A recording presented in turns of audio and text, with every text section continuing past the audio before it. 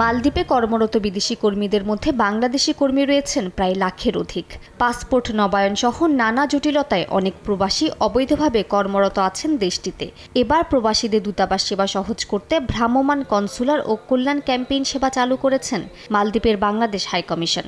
রাজধানী মালে থেকে প্রায় 534 কিলোমিটার দূরে অবস্থিত দেশটির আড্ডু সিটিতে সাপ্তাহিক ছুটির দিনে 2 দিনব্যাপী ভ্রাম্যমাণ কনসুলার ও কল্যাণ সেবা দিয়েছেন দূতাবাস কর্মকর্তারা। দ্বীপটির স্থানীয় একটি আবাসিক হোটেলে ভ্রাম্যমাণ কনসুলার ও কল্যাণ ক্যাম্পেইন আয়োজন করেন আড্ডু সিটি কাউন্সিলর। এই সময় প্রায় 50 জন প্রবাসী বাংলাদেশিকে মোবাইল ডিভাইসের মাধ্যমে 55টি ই পাসপোর্ট, 12টি এমআরপির এনরোলমেন্ট সহ তাৎক্ষণিকভাবে ওয়েজ আর্নার্স কল্যাণ বোর্ডের মেম্বারশিপ কার্ড প্রদান করা হয় বলে জানান দূতাবাস কর্মকর্তা। এখানে আমরা 2 দিন থাকবো এবং 2 দিন আমরা বাংলাদেশি যারা আছে এখানে, যাদের পাসপোর্ট নেই, পাসপোর্ট রিনিউ করতে হবে, এবং যারা প্রবাসী কল্যাণ বোর্ডের যে মেম্বারশিপ কার্ড আছে ওই সেবা দেওয়ার জন্য আমরা এসেছি। অর্ধেক পাউডারে দ্বিগুণ উজ্জ্বলতা, নতুন রিন অ্যাডভান্সড অর্ধেক পাউডারে দ্বিগুণ উজ্জ্বলতা।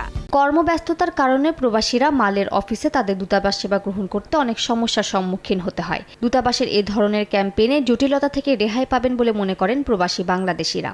তো আমরা এখানে আড্ডু সিটি থেকে মালে যাইতে অনেক টাকা ব্যয় করার ব্যাপার, প্রায় মোরালেস রুপিয়া 9000 প্লাস পরিমাণে টাকা প্রয়োজন লাগে। টিকিট, হোটেল বুকিং অনেক দোকান দিতে পড়তে হয়।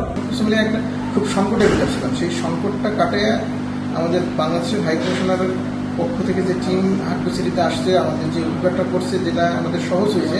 মাল যেতে আসতে আমার 6,000 টাকা খরচ হতো, টিকিট কাটা যেত, মালে থাকতে হতো অনেক টাকা খরচ হতো, 10,000 টাকা প্রায় আমি সেভ হয়েছি। প্রবাসীদের ব্যাপক সাড়া পাওয়ায় আগামীতে দেশটির বিভিন্ন আইল্যান্ডে এই ক্যাম্পেইন আয়োজন করা হবে বলে জানান বাংলাদেশের ভারপ্রাপ্ত হাই কমিশনার মোহাম্মদ সোহেল পারভেজ। এটি আমরা ভবিষ্যতে আরও অন্যান্য আইল্যান্ডেও আমরা নিয়ে যাব, যাতে করে আমরা আমাদের প্রবাসীদের জন্য যে সেবাটি রয়েছে সেগুলো আমরা তাদের দোরগোড়ায় পৌঁছে দিতে পারি, এবং এতে করে তারা মালদ্বীপের রাজধানী মালেতে না এসেই খুব সুন্দরভাবেই তাদের যে কাঙ্ক্ষিত সেবাটি সেটি তারা কম খরচে এবং কম সময় ব্যয়ে পাবেন। দূতাবাসের এমন কল্যাণমূলক কার্যক্রম দেশটির প্রতিটি আইল্যান্ডে অব্যাহত রাখার দাবি প্রবাসীদের।